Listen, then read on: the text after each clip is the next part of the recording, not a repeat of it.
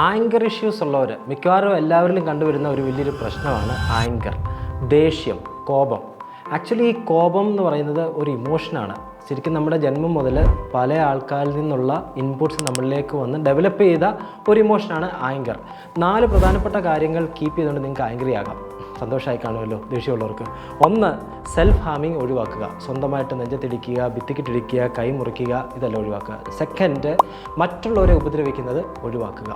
ഈ പേരൻസാണ് കൂടുതലും ചെയ്യുന്നത്. പേരൻസ് ദേഷ്യം വരുമ്പം മക്കളെ അടിക്കുക, ദേഷ്യം കുറയാൻ വേണ്ടി, അതൊക്കെ ഒഴിവാക്കുക. 3, സറൗണ്ടിങ്സിലുള്ള ഡിസ്ട്രക്ഷൻസ് ഒഴിവാക്കുക. ചിലർ വന്ന പാത്രം എടുത്തെറിയുന്നു, ഗ്ലാസ് പൊട്ടിക്കുന്നു, ലാപ്ടോപ്പ് അടിച്ചു പൊട്ടിക്കുന്നു, TV അടിച്ചു പൊട്ടിക്കുന്നു, ഒഴിവാക്കുക. 4, ചീത്ത വാക്കുകളും ശാപവാക്കുകളും ഒഴിവാക്കുക. ഈ 4 കാര്യങ്ങൾ ഒഴിവാക്കിക്കൊണ്ട് നിങ്ങൾക്ക് ശാന്തമായിട്ട് ദേഷ്യപ്പെടാം.